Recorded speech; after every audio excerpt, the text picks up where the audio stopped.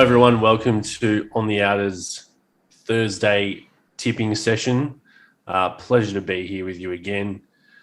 Lemons is back for more tipping. Unfortunately, still no Gus at the moment, but we wish him well in his endeavours, and we certainly wish him well in his tipping because Lord knows he needs it. Lemons, you got the leaderboard there for us coming into a big round 10. Yes, well, actually, let's not wish Gus too much luck because he actually got a win. Got a win last week with 7, putting him onto That's 49. Yeah, well, I came in second place with 6, so I'm on 47. And you had another loss, Tom. So funny hat for you this week. With 5, you're on 54. So tightening up. The leaderboard continues to tighten up as we hit pretty close to the midpoint of the season. okay. All right. Well, time to get serious then. And nothing says serious like my hat today. One of the more stately human beings in world history. Just going to see if I can get this on. Now, some people may remember this. Keen observers may remember this number from the our pre-season shows when Abraham Lincoln was helping us decide which teams to talk about, pulling the slips of paper out, and he's back making another appearance today in our tipping video. So, The honest Abe back for revenge.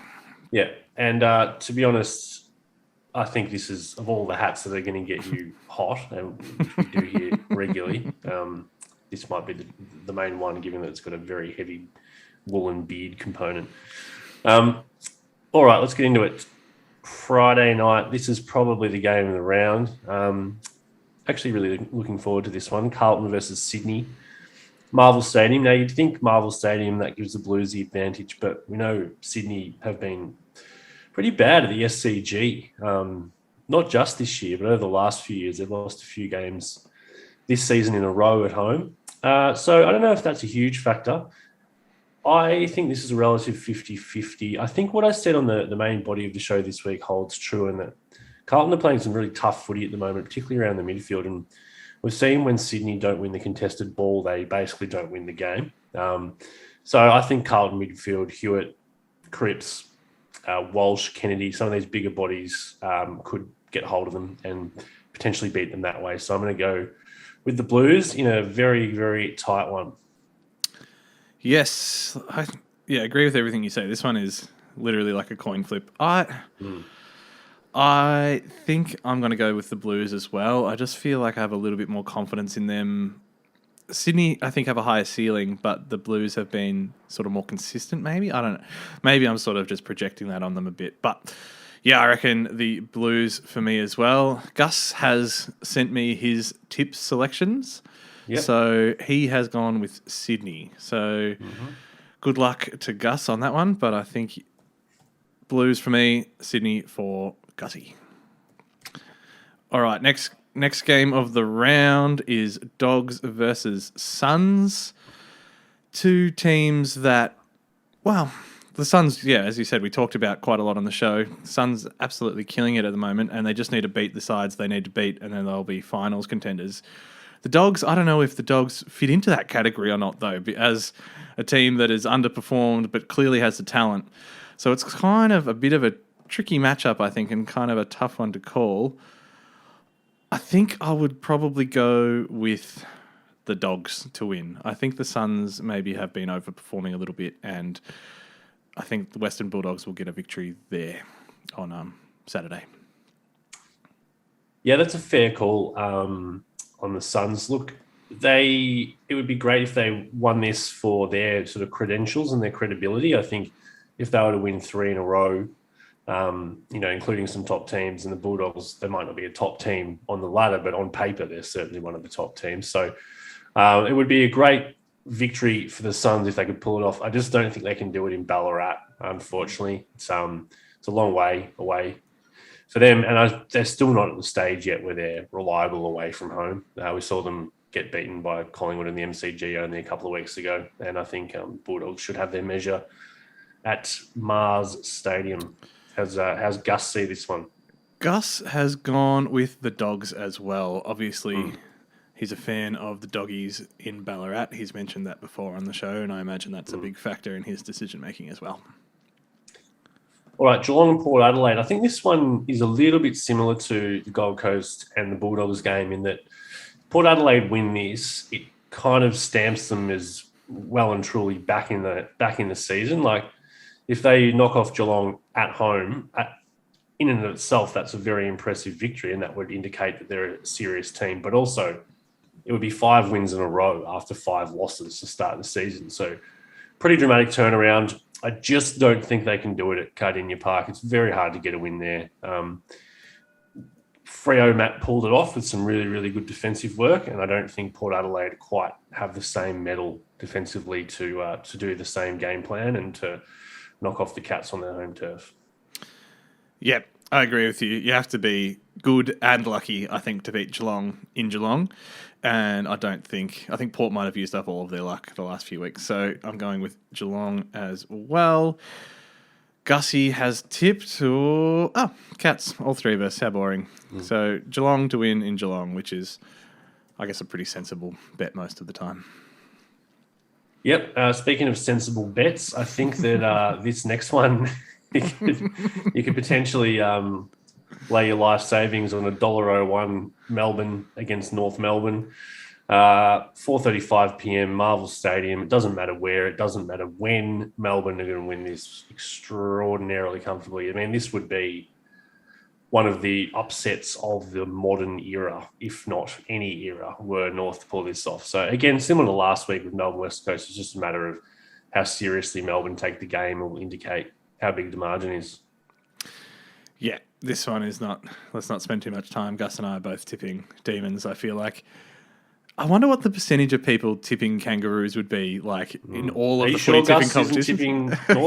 You want to double check that? Yeah, Demons. I guess we could change that one. Say it was a mistake, but no, Demons as well. I can't see any reason why anyone would tip Roos in any competition as well. I reckon the D's would beat them at anything, any sport, any like get water polo, chess, table tennis, whatever it was. I think the Demons have got the number. Mm-hmm. That is fair call as well. Adelaide versus St Kilda, Saturday night at the Adelaide Oval. Look, the Crows are a good team at home. Certainly hard to beat there anyway. But I just think St Kilda got something back last week in that awesome third quarter against Geelong. They'd stumbled a bit, regained their mojo. I think they're a serious team this season as well. Even without their courageous skipper Jack Steele, they'll be too good for Adelaide. Yeah, this one I'm pretty tempted to go with the Crows just because I feel like it might be the upset, like the game that's most likely to be an upset this week. But the Saints, yeah, they just look real good at the moment. And I don't know if you can tip against them based on sort of the form they're in. Jack Steele is going to be a big out, but I'm a coward, so I'm just going to tip the Saints. Mm-hmm. And Gussie, what did he have? Gussie has tipped... He's also tipped the Saints. So, yeah, there we go. 3 for the Saints there. All right, next game on the ledger is Dreamtime at the G. Big clash of the Titan clubs, although one more a Titan currently than the other. This is a game that I feel like, I don't know what the actual numbers are, but I feel like Essendon lose every time. I guess it's just the nature of the two teams in the form they've been in over the last decade or so, whereas one has been the greatest team in the competition, the other one has been an absolute shit show. But yeah, I think this one is going to be Tigers by a fair margin. Like I said, I've been out on the Bombers and what they sort of did against Sydney. We talked about it on the show and how they didn't seem to be tough enough, but also not enough just actual footy skills. Like they just don't have anything around the park. And I feel like the Tigers, while they're not as good as they have been in the past, they are probably going to handle the Bombers pretty comfortably. Yeah, Richmond are sort of just doing what they need to do at the moment, dispensing with the sort of the teams below them. And look, you never want to play the team that's coming off like a really hot week in the media because you just know that there's a chance that they'll pull out a really, really special response. And apparently Rutten absolutely flogged them on the track today. A very grueling session from all reports, bring your mouth guard style. So look, Essendon fans will be looking to see something. Richmond just need to absorb it. Just, probably will be a response in the first sort of 20 minutes. Richmond just need to absorb that, not get 10 goals down. And then I think they should be able to roll over the top in the second half and have a reasonable win. Yep, absolutely. Gus has also tipped the Tigers. GWS versus West Coast begins our Sunday ticket. First game in charge for Spike McVeigh. So that'll be interesting. It's always interesting to see, as I mentioned on the main body, what happens with coaching changes mid-season, whether certain players get moved around or, if there's any sort of tweaks to the game style.